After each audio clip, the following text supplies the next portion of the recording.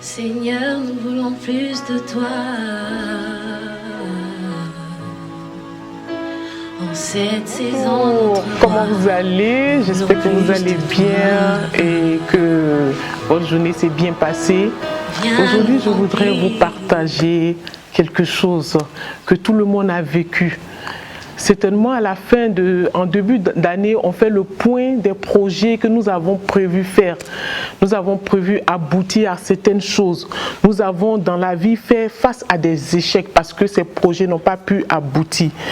Nous n'avons pas pu obtenir ce que nous avons planifié pour atteindre les objectifs que nous nous sommes fixés. Et souvent, ces projets, c'est peut-être le mariage, les affaires, le travail, une résolution qu'on a prise en relation dans la prière avec Dieu. Et on s'est dit, Seigneur, cette année, je veux faire telle chose pour ton œuvre, je veux faire ceci pour ton œuvre. Et souvent, ça ne fonctionne pas. Et on s'apitoie sur son propre sort ou on accuse les autres personnes, les personnes qui sont autour de nous parce que nous n'avons pas pu aboutir à ces objectifs que nous avions planifiés. Mais je voudrais te dire, mon frère, ma soeur, cela peut arriver à tout le monde. Mais nous sommes en Christ. La parole de Dieu dit que nous sommes devenus une nouvelle créature. Alors si tu es devenu une nouvelle créature, tu dois aligner tes pensées par rapport à la Bible. Et je vais vous parler du roi David et de l'arche de Dieu. Qu'est-ce qui s'est passé? Le roi David avait eu pour projet de ramener l'arche de Dieu qui est représentée, qui est le symbole de la présence de Dieu à Jérusalem. Mais n'a pas consulté Dieu avant de le faire, comme il avait eu à faire auparavant à 2 reprises lorsqu'il devait partir en combat contre les Philistins. Le roi David ne l'a pas fait.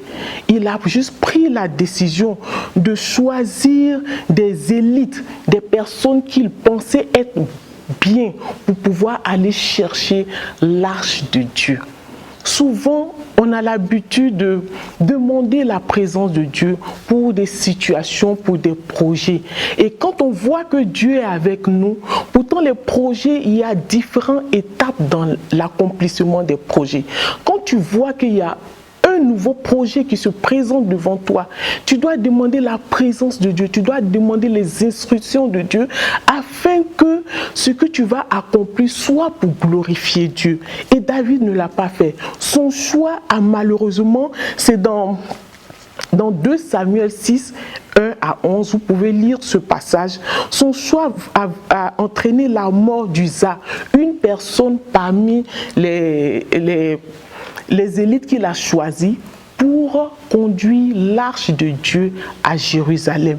Uza a voulu bien faire parce que l'arche était sur un char et l'arche était sur le point de tomber, mais il a touché l'arche pour pouvoir mieux placer. Et la colère de Dieu l'a frappé, il est mort sur le champ. David était irrité, fâché. Et ensuite, il a eu peur. Finalement, il a laissé l'arche dans la maison de Obed. Parce qu'il a eu peur.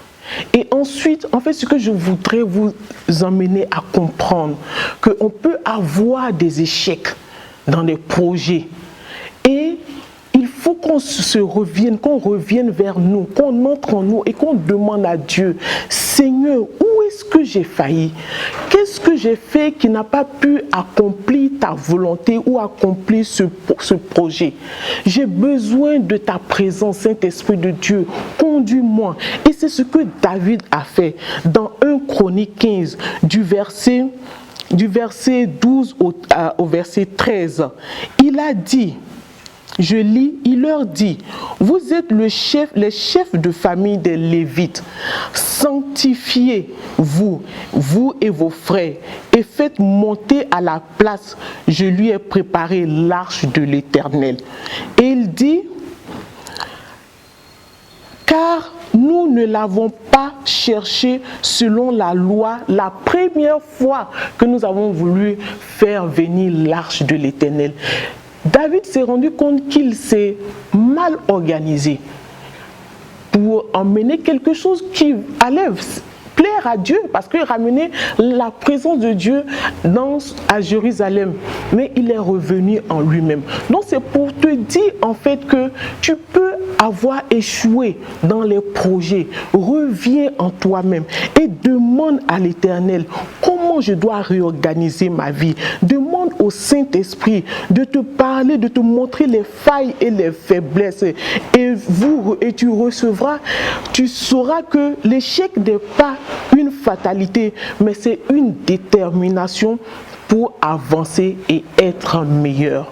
Alors, c'est ce que je voudrais te dire en ce début d'année, que tu saches que l'échec n'est pas une fatalité, mais c'est une détermination qui t'emmènera à avancer pour être meilleur. Sois béni et je te remercie d'avoir écouté. Que le nom du Seigneur soit béni. Amen.